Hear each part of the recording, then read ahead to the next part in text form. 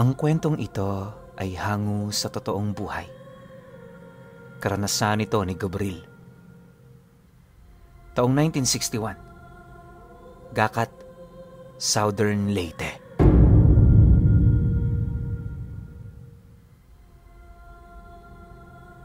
Matagal nang naninirahan sa lugar ng Gakat ang pamilya ni Gabriel. Kabilang sila sa mga unang tubo roon, kaya na may halos karamihan kilala ang kanilang pamilya. Ayon nga sa kanya, sa sobrang lawak ng sakop ng angka nila, kahit sa karatig baryo, kilala sila ng mga taga roon. Sambitin mo lang ang kanilang apelyido, talaga namang may lalapit sa iyo para magtanong. Ganun kapopular ang kanilang pamilya sa lugar na yon. Pero alam nyo pinuno, sa kabila ng pagiging sikat ng angka nila, may nagkukubli roong isang matinding lihim. Lihim na tanging ang matatanda na lamang ang nakakaalam. Sa paglipas ng mga siglo, unti-unti na yung nakalimutan ng lahat hanggang sa kalaunay na bura na sa kasaysayan ang kanilang mga masasamang gawa. Dagdag pa niya na, base sa kwento sa kanya ng tatay niya, dating pamilya ng mga mamamatay tao ang angka nila. Kinakatakutan sila noon sa kabuoang lupain ng Leyte dahil sa kakaibang taglay nilang kakayahan. Base sa kwento ng kanyang ama, isa ang lahi nila sa mga sinaunang salamangkero na may kakayahang gumamit ng kaluluwa bilang pangunahing kapangyarihan ng mga ito. Nagsimula ang abilidad nilang yon sa ninuno nilang si Ustanato. Ayon sa usap-usapan ng mga matatanda sa kanilang angkan, saling lahi lang ang pagkakaroon nito ng ganoong abilidad. Walang eksaktong nakakaalam kung ano ang nangyari rito matapos itong manirahan ng 5 buwan sa isang liblib na lugar ng Capiz. Basta nung umuwi yun sa kanila, meron na itong abilidad na mamahala sa lahat ng mga kaluluwa ng taong natalo nito.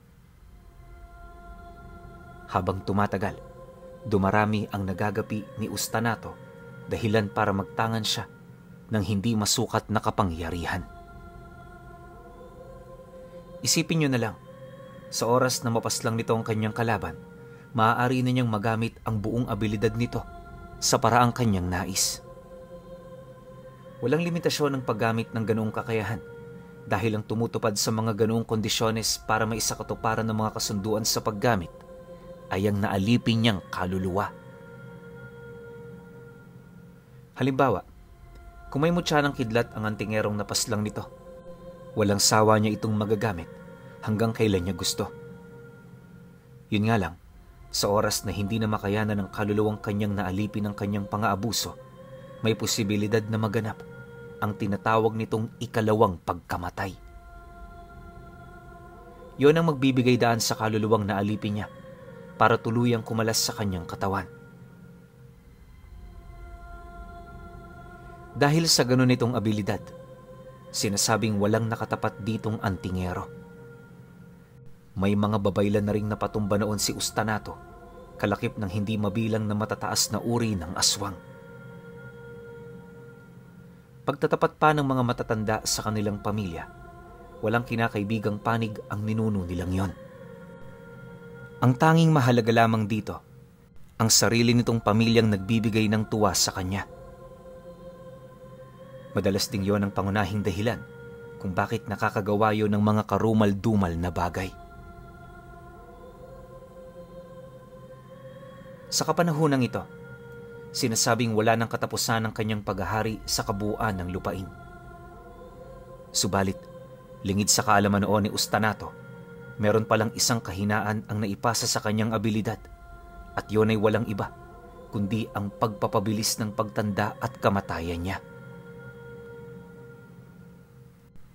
Sa edad niyang 60 anyos, para na siyang seternaryo kung kumilos at mag-isip.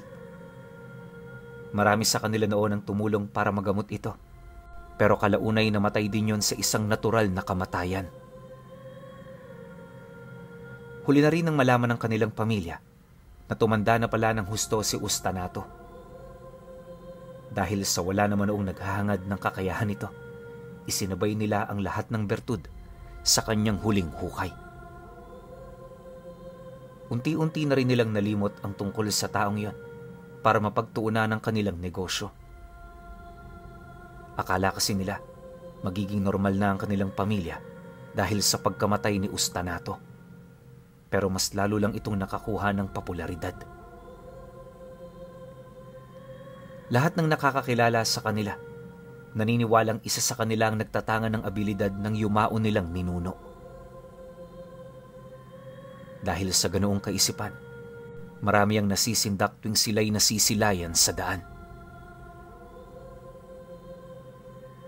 Nang mapagtanto naman nilang malaking parte ang ganoong pagkakakilanlan sa kanilang pamilya, patuloy sila noong nagpanggap. Naging matagumpay naman ito, kaya nakaabot sila sa ganoong estado. Ang ganoong kasaysayan ng pamilya nila Gabriel ang humubog ng mahiwagang buhay sa kanilang lahat. Habang tumatagal, nakakalimutan na ng mga tao ang tungkol sa kanilang ninuno, gayon din ang nakararami sa kanila. Mas pinagtuunan kasi nila noon ang pansin ng negosyo, sa kadahilan ng yon ang bumubuhay at nagbibigay karangyaan sa kanilang pamilya. Ayon pa sa kanya, isa ang sikretong yon kung bakit nagiging malaya sila sa lahat ng panganib. Hindi niya rin inaasahan noong may gagalaw pa sa kanila, ngunit lingid sa kanilang kaalaman, malapit na pala itong mangyari sa kanilang pamilya. Makalipas ang 3 buwan, nagimbal silang lahat nang malaman nilang tungkol sa pagkawala ng lolo nilang si Suding. Itong si Suding, totoong apo ni Ustanato, kaya nagdulot naman yon ng matinding pangamba sa kanilang lahat. Karamihan sa mga nakatatanda sa kanilang pamilya, inisip ang matinding panganib sa oras na hindi nila yon maibalik. Maaari kasing doon masukat ang kanilang seguridad na siya namang magiging daan ng mga kagalit nilang angkan para isiping hindi na nila tinatangan ang abilidad ng kanilang ninuno. Para sa kanila, napakamapanganib nito, lalo pat tanging ang pangalan na lamang ni Ustanato ang pumipigil sa mga taong yon upang sila'y kalabanin. Bagaman may mga sarili silang mersenaryo, alam din nilang hindi yun sapat dahil ang mga kalaban nila may dugo ng mga antingero at aswang. Pagtatapat pa ng lolo niya, matagal na nila itong ikinakabahala pero pinili nilang sumabay sa agos ng buhay. Halos hindi kasi nila inisip noon na may mga tao palang may kakayahang gawin ng mga ganoong bagay. Bago pa man sumapit ang hapon noong mismong araw, kalat na sa kanilang lahat ang mga nangyari. Nagpalakad na rin sila ng mga tauhan noon para hanapin ang dinukot nilang kadugo. Pinagpulungan na rin nila ng maigi ang tungkol dito sa paniniwalang makakaisip sila ng magandang ideya para pagtakpan ang mga hindi nila inaasahan. Pagtungtong naman ng gabi noong mismong araw, isinama siya ng kanyang ama sa isang tagong lugar na tanging pamilya lamang nila ang nakakaalam. Magbabandang 7:00 na sila roon ang makarating, kung kaya't marami na sila roong nadatnang mga kadugo. Bawat isa sa mga ito, maaaring nag-uusap-usap ukol sa mga bagay na kinakailangan nilang gawin. Yung ilan naman sa kanila, humingi na rin ng tulong sa kanilang mga kakilala para mas lalong mapalawak ang kanilang paghahanap. Sa pag-uumpisa ng pagpupulong, sinimulan niyo ng isang taimtim na panalangin. Matapos nila itong gawin, umupo na sila sa mga upuan na nakapalibot sa isang mahabang lamesa. Bawat pamilya ng angkan nila may 2 roong representante, nang sa gayoy walang mahuli sa napag-usapan ng lahat. Sa kasagsagan naman ng kanilang pag-uusap, maraming haka-haka ang ibinahagi ng ibang pamilya. Yung iilan sa mga ito, Naniniwalang personal na kaaway ni Lolo Suding ang dumukot sa kanya, habang ang iba naman pinaniniwala ang kagagawan yon ng kalaban nilang angkan upang sukatin ang kanilang kakayahang lumaban. Subalit, sa lahat ng usaping may kinalaman doon, isang bagay lang ang umagaw sa kanilang atensyon, at yun ay walang iba kundi ang tungkol sa isang haragan na antingero. Matagal na nilang nababalitaan ang tungkol dito, ngunit nataong wala silang sapat na panahon para siyasatin kung sino talaga ito. Una nilang nalaman ang tungkol dito nang mabalitaan nila ang ginawa nitong pagpaslang sa isa ring antingerong bantog noon sa karatig lugar, buhat sa pagtatanga nito ng mutya ng gabi. Marami ang naging saksi noon sa paglalaban ng dalawa, ngunit walang kahit ni isa ang nakahanap ng bangkay nung pumanaw na antingero. Magmula noon, pinaniniwala ang gumagala ang haragan na antingero para paslangin ng mga mahalagang tao sa bawat pamilyang kinabibilangan nito.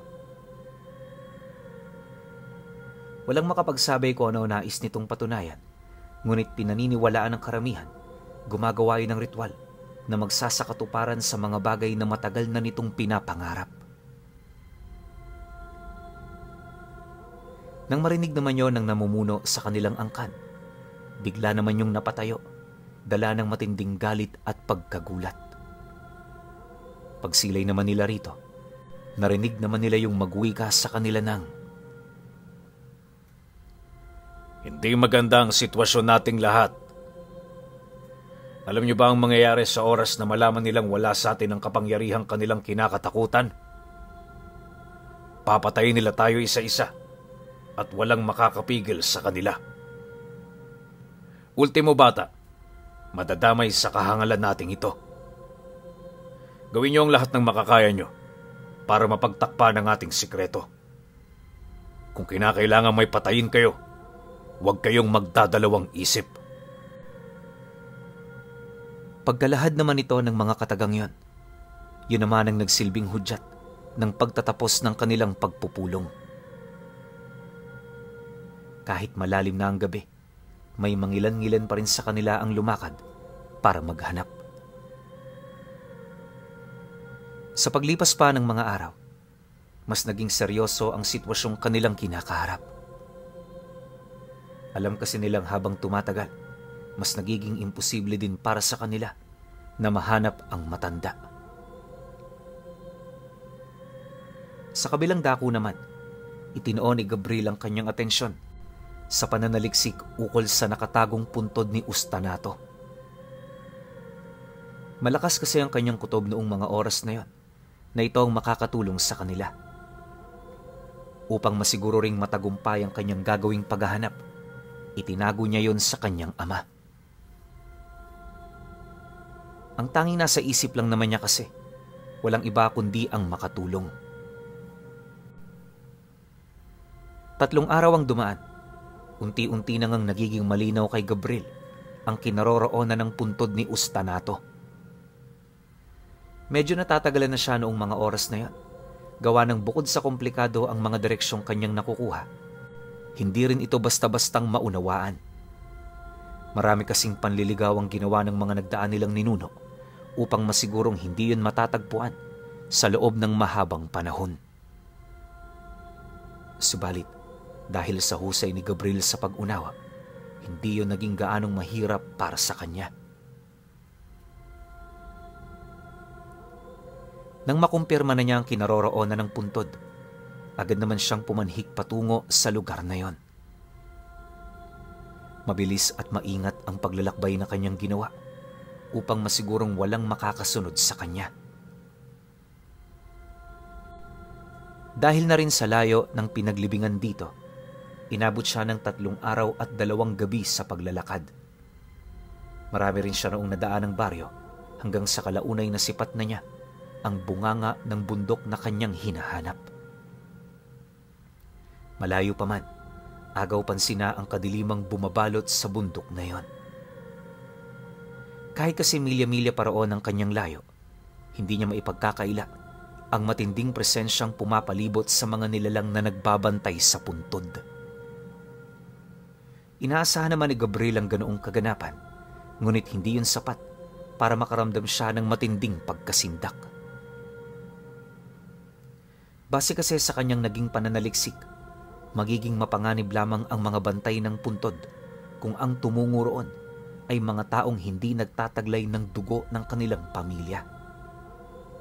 Isa pa, matagumpay din niyang nakuha ang susi na siya namang magbibigay daan para mabuksan niya ito ng walang kahirap-hirap. Ayon sa kanya, hindi rin naging madali ang pagkuha niya ng susi na yan. Mabuti na lang nasa kasagsagan ng kaguluhan ng kanilang pamilya, kaya nagkaroon siya ng tsansang mapanghawakan ito.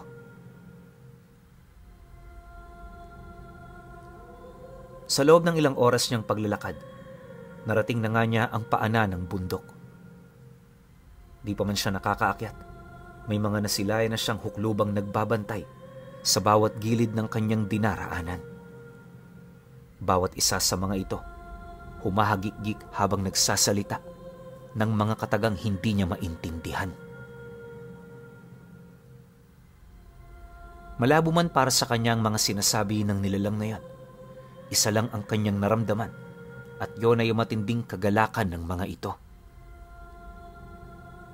Bagaman nakakaramdam din siya ng matinding kilabot sa mga hukluban, naging matatag siya upang makapagpatuloy. Hindi naglaon nang marating na niya ang parte ng gitna ng bundok. Natagpuan niya ang isang yungib na may 2 huklubang nagbabantay. Kahit balot na balot ang mga nilalang na yon ng kasuotan, hindi niya maipagkakailang malalayo yun sa mga pangkaraniwang tao. Kapag kasi tinititigan niya ang mga ito, una niya roong napapansin ay yung mga namumula nitong mga mata. Sa puntong yon, nagkaroon ng ideya si Gabriel kung ano talaga ang mga ito. Ilang metro pa ang layo mula sa bukana ng yungib, tumambad sa kanya ang 2 maliit na talon na may malalakas na agos ng tubig. Sa gitnang bahagi nito, doon tumambad sa kanya ang isang nicho na may estatwa ng taong nakatayo sa ibabaw nito. Napapaligiran din yon ng mga rebultong gawa sa purong bakal na ayon sa kanyang mga nabasa, yon ang pangunahing mandirigma ni Ustanato. Sa sobrang katapatan ng mga ito, hanggang sa kabilang buhay, nangako yung pagsisilbihan siya. Pagsilay naman ni Gabriel sa mga bagay na yan, di naman niya maipagkakailang hanggang sa oras na yan, nasa loob pa rin ng rebulto ang kanilang mga kaluluwa, maiging binabantayan ang Panginoon nilang pinagsisilbihan. Paglapit naman niya sa puntod, doon na niya dahan-dahang nauunawaan ang mga sinasabi ng hukluban. Ayon dito, para makuha niya ng buo ang kapangyarihan ng kanyang ninuno, kinakailangan niyang hanguin ito mula sa nicho. Siya ang maghahanap ng pinagmumula ng kapangyarihan nito upang malaman kung siya na nga ba ang hinihintay nitong tagapaghalili ng pinaglilingkuran nila. Kasabay ng paglahad naman doon ng hukluban ay ang dali-dali naman itong pag-alis ng takip ng libingan. Sa isang kisap mata, tumambad sa kanya ang nakahimlay na katawan ng ninuno niya na halos buo pa. Kahit ilang dekada na rin yung nawala, nakapagtatakang inuuod pa ito. Sariwa rin ng laman ni Ustanato na parang buwan pa lang ang lumilipas magmula noong inilibing ito. Matapos naman yung makita ng kanyang mata, agad naman niya yung nilapitan. Paghawak niya sa kamay ng ninuno niya, dali-dali namang pumasok sa loob ng kanyang balat ang mga uod na kasalukuyang nanginginain sa laman nito. Nang mapansin naman yon ng hukluban, bigla naman yung nagwika sa kanya ng, "Kapag nabigo ka, kamatayan ang naghihintay sa'yo. Ang mga uod na pumasok sa iyong katawan, hindi ka kikilalaning Panginoon kung hindi mo tangan ang abilidad ng ninuno mo." "Kung mataon, iho, magiging katulad ka lang din ng mga kalahi mong pumunta na rito. Ilang taon na ang nakakaraan. Tingnan mo ang likurang bahagi ng talon. Makikita mo ang mga bangkay nila.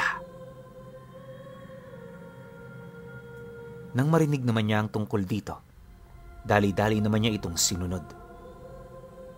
Pagsilay naman niya sa likurang bahagi ng talon, tumambad sa kanya ang halos hindi mabilang na katawan ng tao. Yung ilan sa mga yon, literal na sariwa pa. Di lang gaanong kumakalat sa lugar ang amoy nito dahil sa tubig na nagsisilbing harang dito. Matapos naman niya itong masilayan, minabuti naman niyang tingnan ng maigi ang bangkay ni Ustanato. Mula paa hanggang ulo, pinag-aralan niya yon ng masinsinan. Hanggang sa kalaunay may narinig siyang parang tibok na nagmumula sa dibdib nito. Walang sabi-sabi, agad naman niyang ibinaon sa dibdib ng kanyang ninuno ang kanyang kamay, sabay hugot ng puso nito. Paghawak niya sa bagay na yon, kitang-kita ng kanyang mga mata na totoo ngang yon ay tumitibok pa. Matapos naman yung masilayan ng hukluban, dali-dali naman yung lumapit sa kanya sabay wika ng, Inumin mo ang katas. Inumin mo ang katas ng puso. Nang marinig naman ni Gabriel ang sinabi nito, agad naman niya itong ginawa ng walang pagdadalawang isip. Paglapat naman ng katas ng puso sa kanyang dila, bigla namang gumuho ang mga rebultong nakapaligid dito. Matapos ang ganoong pangyayari, nagsimula na ring mawala sa kanyang harapan yung huklubang nagsilbi niyang gabay sa lugar.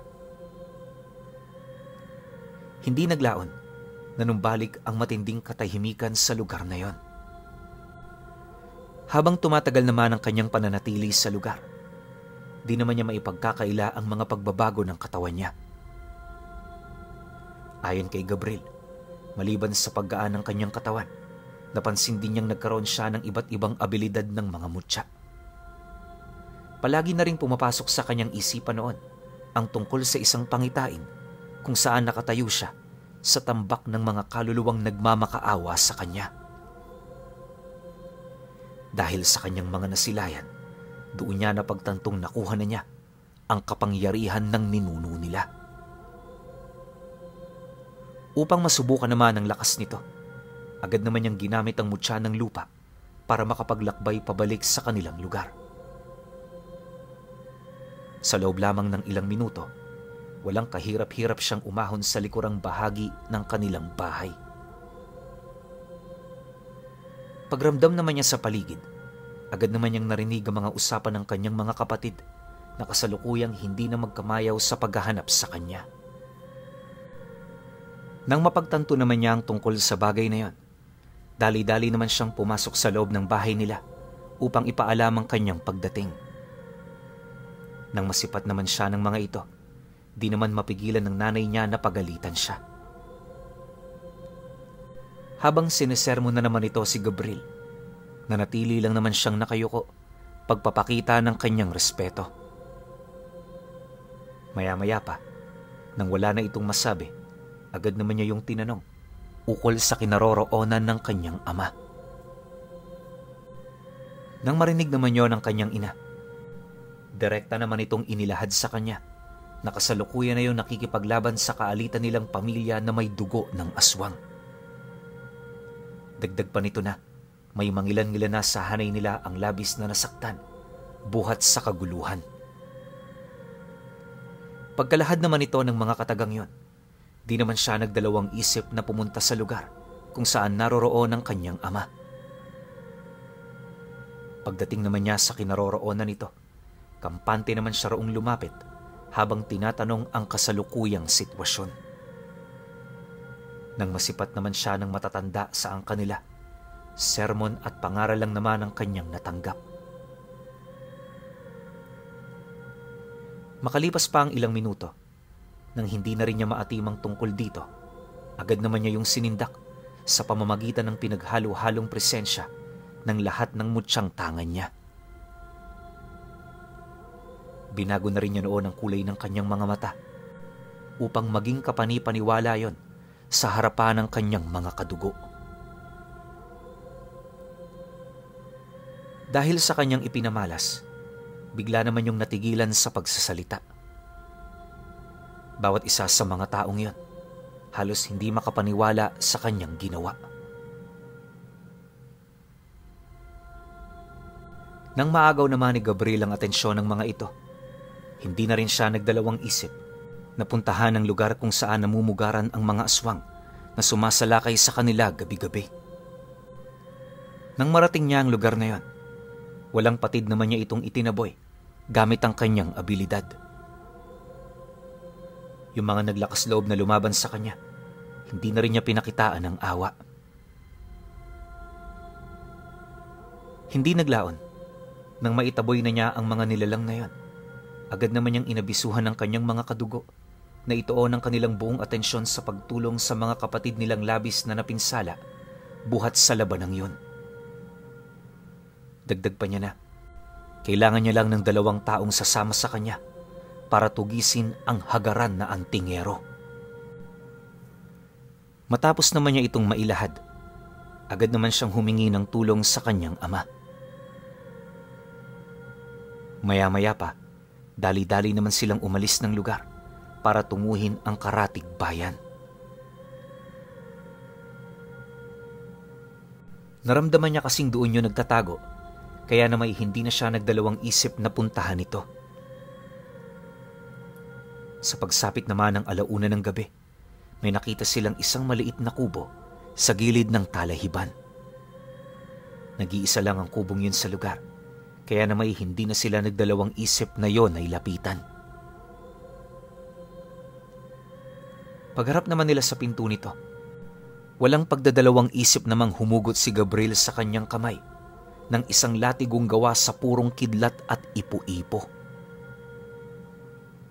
Buong puwersa niya itong hinataw sa bahay, dahilan para mahati ito sa 2. Pagsilay naman nila sa loob, doon nila nakita ang isang lalaki na punong-puno ng sugat sa katawan. Nasa tabi lang din ito ang lolo niyang hinahanap nila, kaya pagsilay doon ng kanyang ama, hindi na rin ito nagdalawang isip na sumugod para tulungan ang matandang kanilang hinahanap. Ang kaso lang, bago pa man sila makalapit sa bahay na yon, napansin na ng antingero ang kanilang binabalak. Walang sabi-sabi. Buong lakas naman itong hinila ang matanda, sabay lapat sa leeg ng hawak nitong punyal. Habang nasa ganun itong estado, dahan-dahan na rin yung tumatayo upang kaharapin ang kanilang grupo. Paulit-ulit na rin sila nitong sinisindak na kung hindi sila titigil sa pag-atake, mapipilitan yung patayin ng matandang yon. Mariinding ipinaalala ng antingero, hindi siya nagpapakita ng awa kapag buhay na niya ang nalalagay sa bingit ng panganib. Nang marinig naman ni Gabriel ang sinabi nito, di naman siya nagdalawang isip na padistansyahin doon ang tatay niya. Dahil sa kanyang sinabi, dali-dali naman yung lumapit sa kanya para magtanong ukol sa naisip niyang plano. Pagkarinig naman dito ni Gabriel, may hinahon naman niyang hiniram ang hawak na sundang ng kanyang ama. Paglapat naman ng hawakan nito sa kanyang palad, laking gulat na lamang ng antingerong kanilang kaharap nang bigla na lamang siyang maglaho sa paningin nito. Sinubukan pa nitong hanapin ang kanyang kinaroroonan, pero bago pa man yun makagawa ng hakbang, tumarak na sa kanyang dibdib ang nagbabagang sundang na hawak ni Gabriel. Sa sobrang init ng bagay na yon, agad namang nabitawan ng antingero ang kanyang lolo upang hugutin ang mismong talim nito. Yun nga lang, dahil sa dami ng laman loob niyang nasunog, hindi niya na ito nagawa pa. Yun na din ang naging daan para tuluyang mamatay ang nilalang. Matapos naman itong bawian ng buhay, agad naman niya yung tinadyakan hanggang sa sumubasog na yon sa lupa. Nang masipat naman yon ang kanyang ama, Agad naman yung lumapit sa kanya habang taus-pusong nagpapasalamat. Kalahating oras pa ang dumaan. Pinili na rin nilang bumalik sa kanilang lugar. Nang malaman ng karamihan ng tungkol sa kanyang ginawa, agad naman nila yung ipinakalat sa iba't ibang dako. Magmula noon, tuluyan na ring bumalik ang kapangyarihan ng kanilang pamilya. Wala na rin kumanti sa kanila dahil alam ng mga ito kung gaano kalakas yung tinatangan ng angkan nila na mutya ng katas ng puso ni Ustanato.